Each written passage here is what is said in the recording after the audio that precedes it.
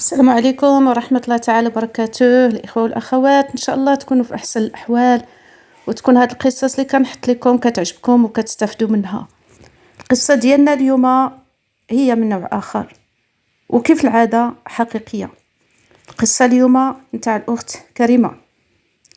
الأخت كريمة كانت هي الثانية في الخوت ديالها، وكانوا كتار تبارك الله وما شاء الله، كانوا كتار في الدار.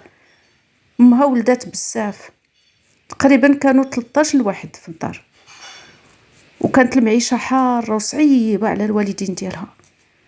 امها ما قداتش على داكشي كتير بزاف، كلشي باغي ياكل وكلشي باغي يشرب وكلشي باغي، كل واحد شنو كيقول ليها، وكل واحد كيشوفوا الناس كيفاش عايشين وهما ما عايشينش. باها ما كانش خدام شي خدمه، كان خدام عند واحد مول الخضره غير كيعاونوا. وولد هذاك الكم الهائل تاع الدراري ما شاء الله. المهم بداو البنات كيكبروا شويه، كانوا 4 نتاع البنات هما الاولين، عاد تبعوهم الولاد. اللي جا خطب فيهم كيعطيهم، ما كيهموش كيفاش داير، واش خدام واش ما خدام، واش شارف واش صغير واش، المهم باغي يتفك، باغي يحيد عليه واحد الكرش كيعمرها كل نهار، ويحيد عليه واحد المشكله من الدار، وينقص عليه العدد من الدار. تقهر. زوج البنت الاولى لواحد الراجل شارف خدام في الحمام، مات ليه المراه وبقى بوحدو في الدار. ولادو قالوا ليه خاصك تزوج باش ما يهزوش المسؤوليه تاعو. عيات تبكي، عيات تندب، بغات تهرب، والو ما عندها فين تمشي. وجهات الامر ديالها الله سبحانه وتعالى، وتزوجات واحد الراجل اللي كبر من باها، دوز عليها العذاب الشديد. اختها الثانيه بقات هي عايشه في العذاب، كتسنى شكون اللي غادي يدق الباب نتاعهم باش غادي يتزوج معها. كتقول يا ربي يا ربي ما يكونش المصير ديالي بحال ديال اختي، ويجيني حتى انا شي شارف عقلوش بحال هذا. كتبكي بالليل وبنهار، وكتطلب فمها تتقول لها عافاك ما تخليش با يزوجنا لاي واحد كيدق الدار. جاو فيها حتى هي الخطاب، وهاد المره الناس اللي خطبوها هي ساكنين بعاد عليهم، وداك الولد الحمد لله بعدا ما كبرش في العمر، تقريبا فايتها غير بشي سنوات. جاو خطبوها، داروا داكشي اللي قسم الله غير بيناتهم. باها كيف قلت لكم كان كيقلب غير يتفك، غير اللي يجي يهز عليه، ما كيهموش بناتو واش يعيشوا في سعاده ولا غيتعذبوا ولا يتكرفسوا. المهم اخويو عليه من الدار، حيدوا عليه واحد الفم. ومن ناحيه القرايه حتى واحد فيهم ما قرا الا الولاد، البنات ما كاش كيدخلهم يقراو، كيخليهم في الدار، قال لك ما عندوش باش يقريهم.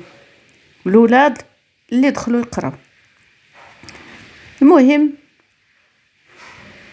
هاد البنت داوها ماليها، ساكنين بعاد عليهم، مشات مسكينه وجهات امرها الله، جمعات حويجاتها ايوا مشات معاهم، سكنات مع امو ومع خواتاتو وخوتو وباه، والداخل والخارج. الدار كبيره وديما عامره بالناس، ديما عامره بالناس. المهم هي ما كانتش زوجه وما كانتش عروسه، داوها خدامه بهذا المعنى ديال الكلمه. كيحطوا ليها العرارم ديال الحوايج، اللي حيد شي حاجه يحطها ليها، دوزي معاك عافاك هادي، عافاك الا كنتي غتصبني دوزي معاك هذا، وملي تسالي نشري معاك هذا، وملي تسالي طويلي حوايجي، وملي تسالي يعني ما عمرها كتسالي، ما عمرها كتسالي. ومسكينه ملي مشات محقوره من دارهم بقات هكاك محقوره، ما كتهش الراس، حيت باها قال ليها الا رجعتي لعندي غنقتلك بالعصا، بقاي في دارك وصبري كيف صبر امك، ياك حتى امك صبرات معاكم، ها هي باقيه صابره. انا ما عنديش البنات اللي يرجعوا ليا للدار. كانت خايفه من العصا وخايفه من ترجع للدار وما عندهاش كيفاش دير، وبقات عاطيها للدرك.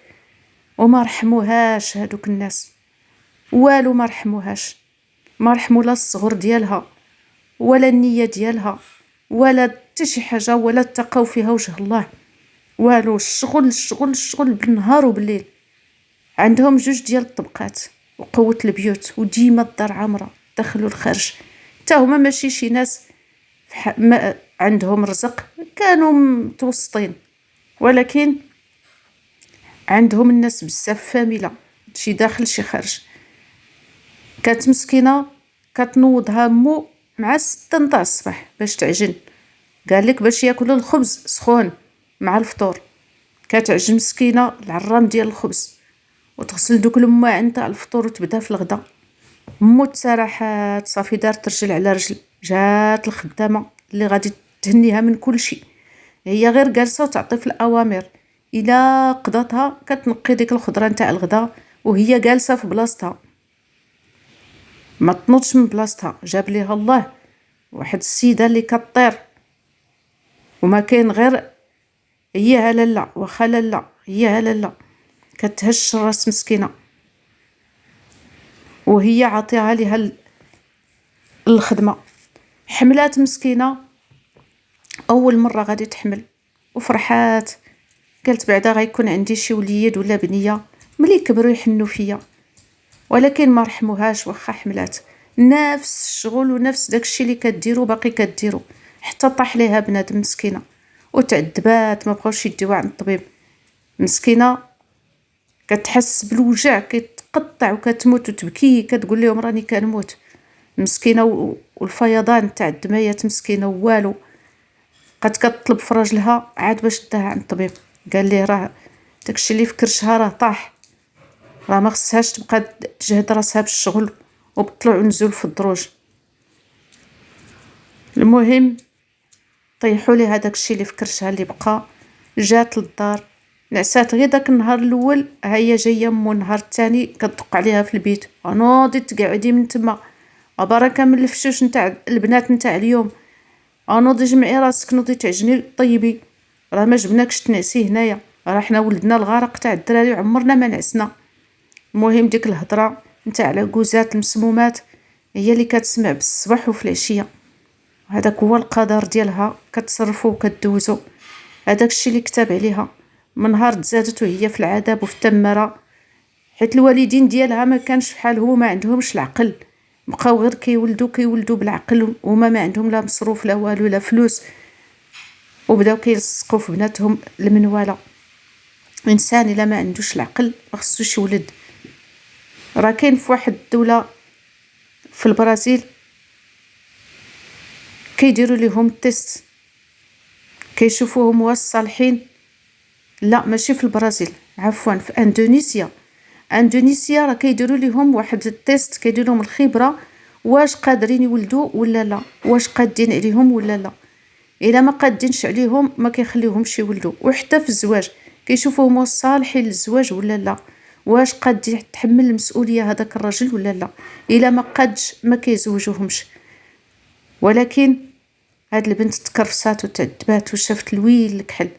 المهم من بعد حملات وولدات، الاول ولدات الثاني، ما كانوش كيخليوها دير الفانيد باش تحبس الاولاد.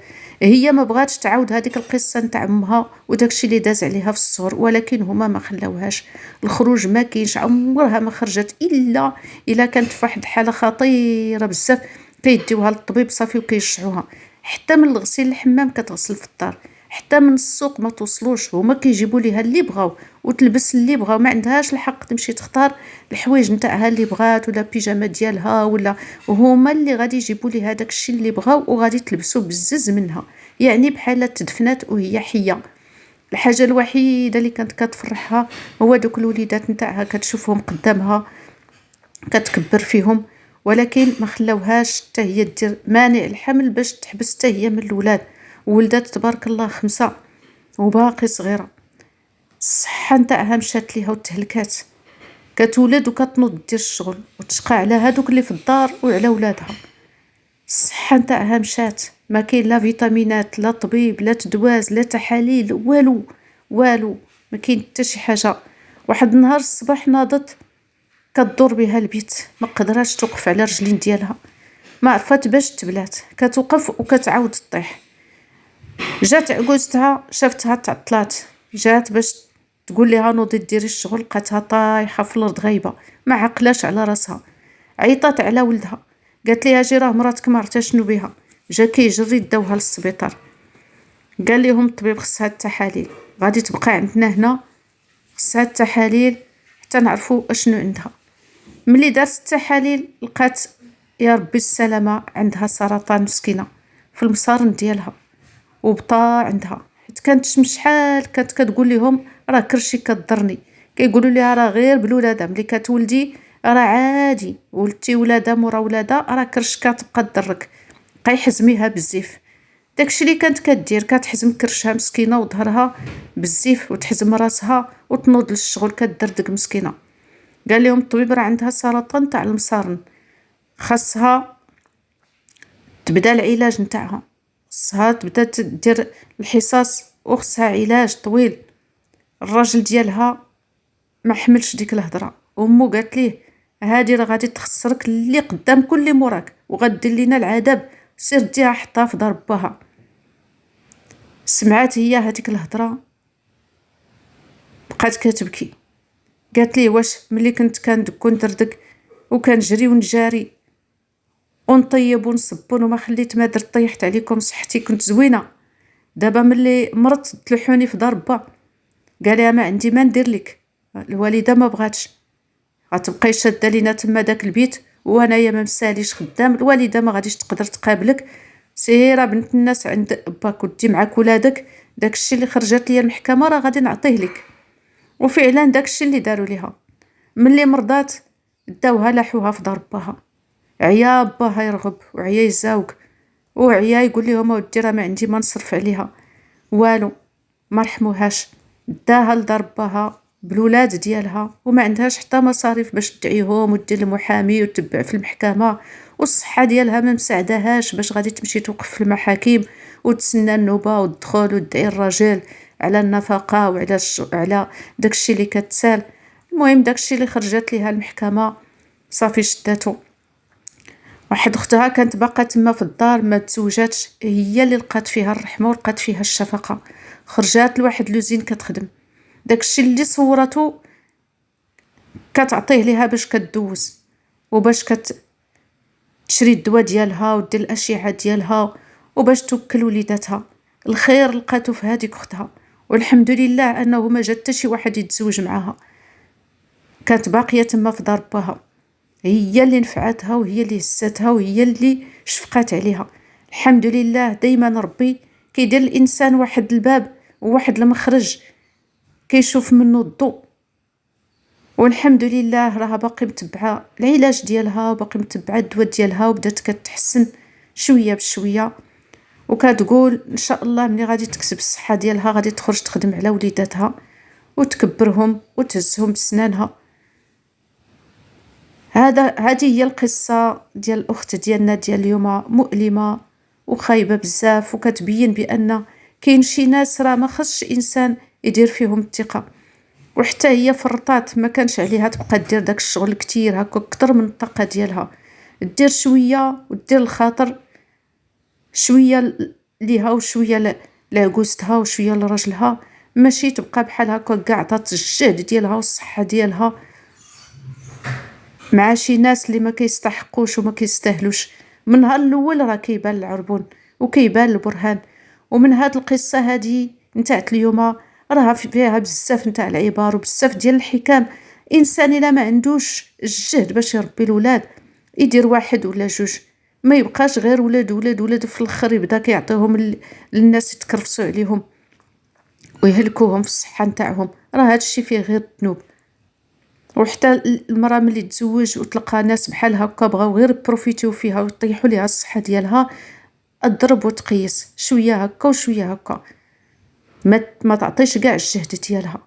هذه القصه نتاعنا نتاع اليوم، نتمنى تكون راقتكم وتكون عجباتكم وتكون في المستوى، وان شاء الله الى قصه مقبله ان شاء الله، وكنتمنى تبارطاجيو هاد القصه مع المعارف ديالكم باش يستافدوا حتى هما من هاد القصص ومن هاد الحكم.